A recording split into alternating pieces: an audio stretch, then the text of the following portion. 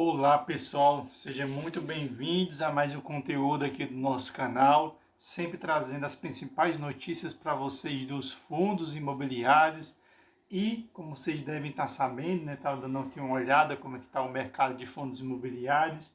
Então nós temos o MXRF11, né, que foi considerado aí um excelente fundo de papel.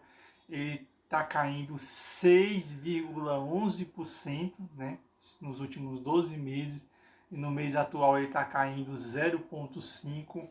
O PVBI, que é considerado um dos fundos de tijolos de lajes corporativas mais seguro, nos últimos 12 meses caiu 14,25% e no mês atual vai caindo 4,03%. Então, se o PVBI está nessa situação, imagina os outros, né? O VISC11, que também é um fundo imobiliário que eu tenho na carteira, ele está caindo 9,81% e no mês atual ele já vai caindo 4,56%. E o XPLG, né, que nos últimos 12 meses ele caiu 9,74% e no mês atual ele vai caindo 2,29%. Então, como vocês devem estar observando, não é somente fundo de tijolo que vem sofrendo. Os fundos de papéis também vêm sofrendo e vão sofrer ainda mais. Por quê? Porque a Selic passou de 10,5% para 10,75%.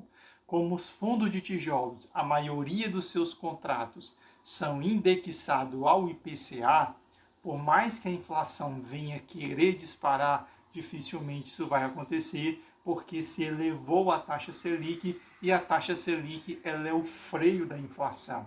Então, como os fundos de tijolos têm os seus contratos atípicos, que são contratos de 10, 15, 20 anos, e tem contratos típicos que acompanham o mercado, que acompanham a inflação do mercado. E com essa taxa, tanto contratos atípicos como contratos típicos são afetados. No caso do fundo de papéis, ou aqueles fundos que são meio a meio, metade IPCA, metade CDI, ou fundos que têm uma maior exposição ao IPCA, eles vão pagar menos, infelizmente, porque quem se beneficia nesse cenário são somente fundos que são indexados majoritariamente ao CDI ou que têm 100% da sua carteira ao CDI. Então, o que vai acontecer? Boa parte dos fundos de tijolos vão desmoronar. Se a taxa Selic começar a subir, e a previsão aí para o ano que vem, aí quem sabe, né, chegarmos até bater 11%, né, ou seja, subir mesmo para valer, né, tem algumas expectativas, né, mais tenebrosas apostando em 12%, que seria muito ruim, porque nós acabamos de fazer um W, né, e isso é muito ruim.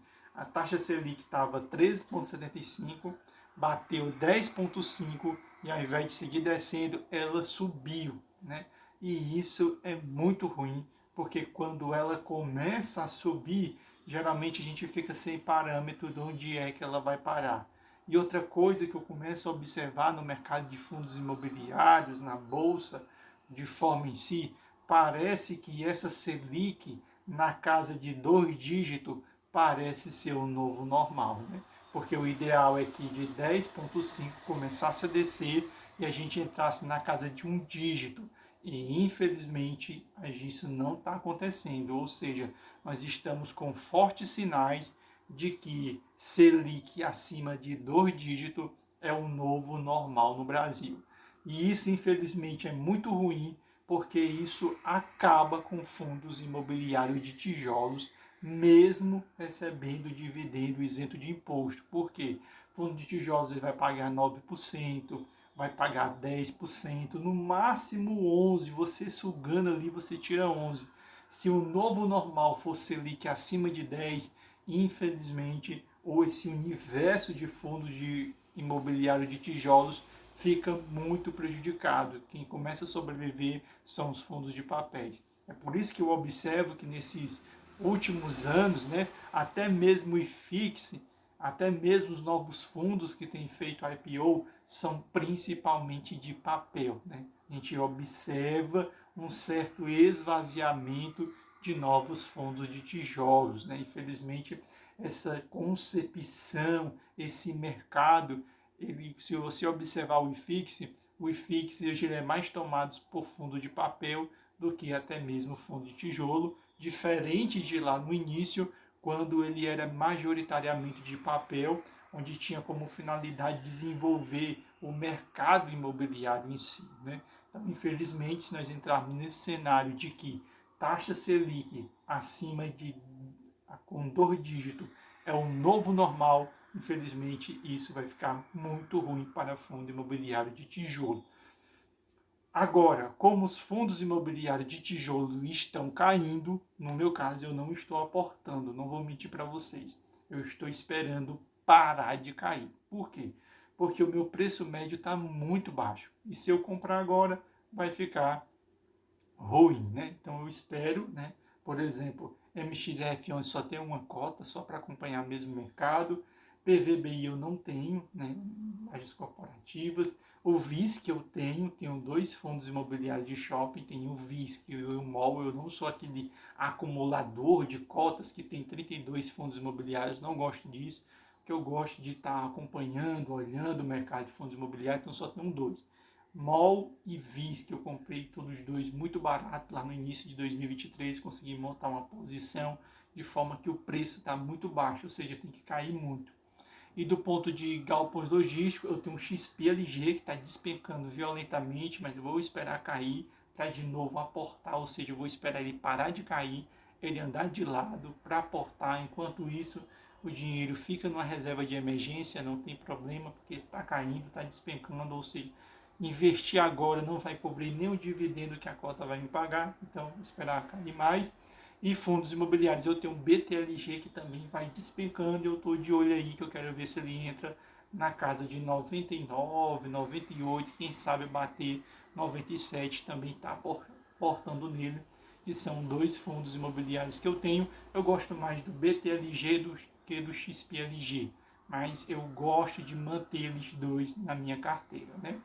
MXF11 eu só tenho uma cota só para acompanhar o que acontece no mercado, porque fundo de papel eu tenho 2. Eu tenho o CPTS11, que ele é um pouco meio a meio ali, e eu tenho o REC11. Eu gosto muito mais do REC11 do que do CPTS, né? Principalmente porque o CPTS fez essa modificação de base 100 para base 10, ficou muito ruim, porque ele está brigando ali lá embaixo e a volatilidade agora ficou um negócio terrível.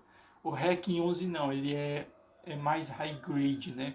Ele não tem tanta validação, tanto que eu passei quase um ano aí aportando no REC 11 sem ter mudança no valor da cota e ele ainda continua descontado de tão grande que ele é e diversificado, certo? Então espero que vocês tenham gostado do conteúdo aqui do canal. Um abraço para todos vocês. Você que não é seguidor do canal, segue aí o nosso canal, nossa comunidade está crescendo. Todos os dias a gente traz aqui vídeos sobre os fundos imobiliários. Algum eu trago um pouco da visão dos fundos imobiliários que eu estou dando uma lida, uma estudada, e outro eu falo dos próprios fundos imobiliários que eu tenho, né? Você está dizendo, e qual outro fundo que você tem? Eu tenho o HGRU11, que ele é um fundo de renda urbana, né? Então é um fundo que eu gosto muito, gosto também do TRXF11, mas eu preferi me expor somente a um fundo de renda urbana, que é o HGRU11, eu gosto muito dele, porque ele dá um dividendo extra ali no meio do ano e outro dividendo extra no final do ano. Então acho essa estratégia bem interessante. Então são esses os fundos imobiliários que eu tenho na carteira. Fundo de fundo, eu não tenho muito interesse de fundo de fundo, não vou mentir para vocês, porque o fundo de fundo ele tem dificuldade para bater o IFIX, né? E se um fundo imobiliário, ele é um fundo de fundo, tem dificuldade para bater o IFIX, é melhor investir no IFIX, ou seja, comprar cotas do IFIX do que você ficar comprando fundo de fundo. Mas isso é minha opinião. Eu compreendo perfeitamente você que compra fundo de fundos por causa do tal do duplo desconto, né? Mas eu não tenho interesse nesse duplo desconto, certo?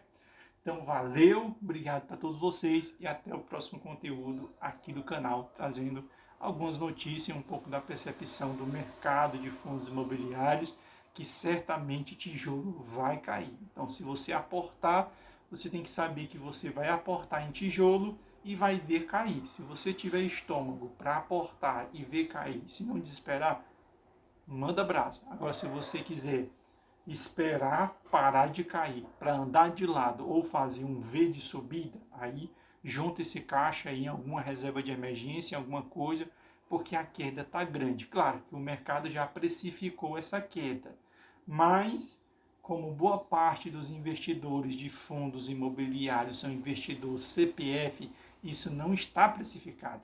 Então, um raciocínio que vale para ações, mas não vale tanto para fundos imobiliários. Ações, sim.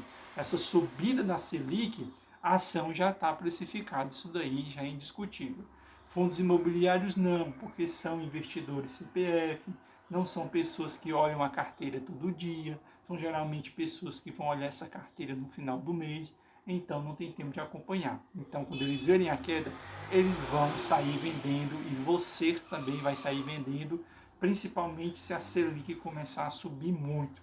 Então, as quedas serão violentas para aqueles que estão posicionados. É uma oportunidade de vender um fundo ruim e comprar alguma coisa melhor, mais barato na queda.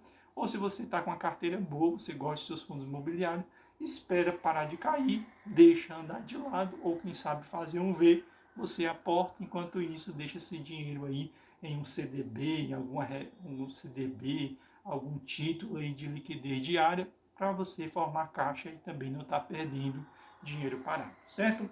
Então valeu e até o próximo conteúdo aqui do canal, certo?